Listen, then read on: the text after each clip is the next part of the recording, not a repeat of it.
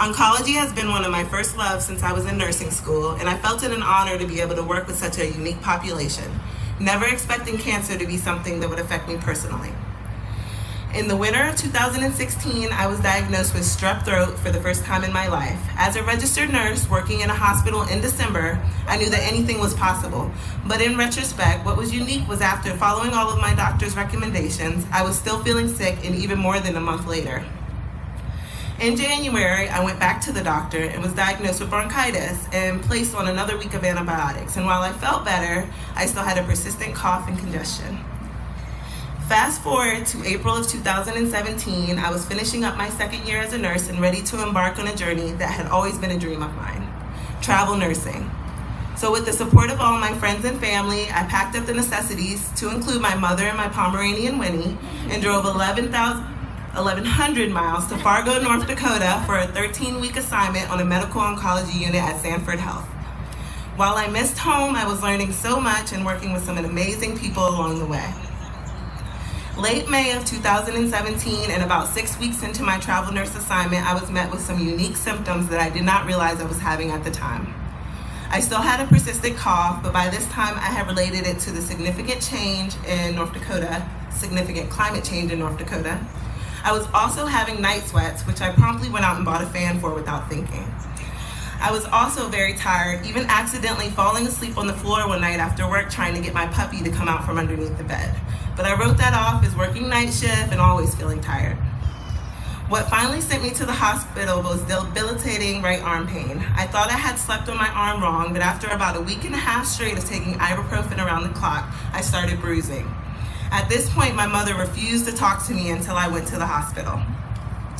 When I got to the hospital, I was fully convinced I had a blood clot in my arm, and while this is scary, the treatment was standard and I figured the doctor would hook me up with some blood thinners and send me on my way. They performed an ultrasound in labs, and shortly after, the emergency room doctor came in and dropped the bomb. His exact words were, "I have good news and bad news. It's not a blood clot, but it looks like acute leukemia and we'll be admitting you." While the ultrasound was negative, my white blood cell count was 143,000. My heart dropped.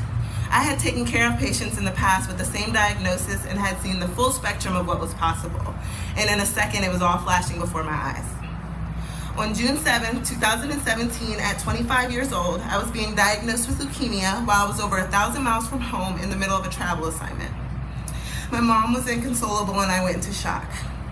The next morning, a familiar face walks into the room. It was Mark Gattal, an oncologist working at the health system that I had assisted in performing a bone marrow biopsy the day before. Today was my turn. The rest of my stay was a blur of tests and education, and by the time I left the hospital, I had my biopsy results that confirmed that it was not acute leukemia, but chronic myeloid leukemia, and we had caught it early. I would not be required to do chemo or radiation, but I would be required to take a chemo pill every day.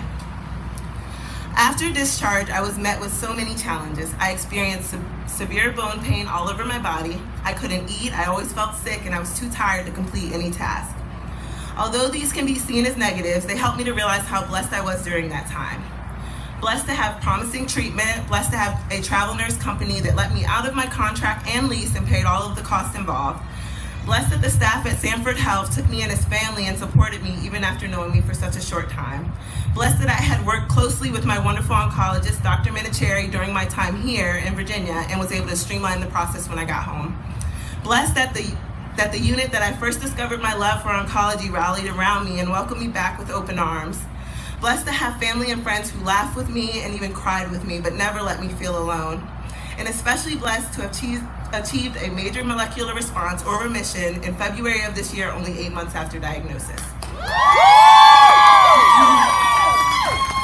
God never took his eye off of me during this journey, and while I have always considered myself a Christian, my faith has grown so much. Faith in God and faith in people. This experience has given me a whole new perspective on the beauty of humanity and the beauty of a mother's love. My mother has been my absolute rock in all of this, and I can't imagine going through this process without her.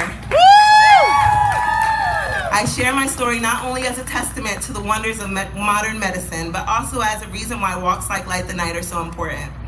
As recent as 20 years ago, my diagnosis came with a 5-year life expectancy, but because of research and the brilliant minds that created the drugs that I now take, that isn't the case. and I can live a relatively normal life, to include returning to my job as a registered nurse. This is only possible through funding, and I'm confident that we can find effective treatments and even cures for all cancers through research. I don't know a person that has not been touched by cancer in some way, but this is a fight we can win together. Thank you to everyone for being here, and the Leukemia and Lymphoma Society for making this possible. God bless.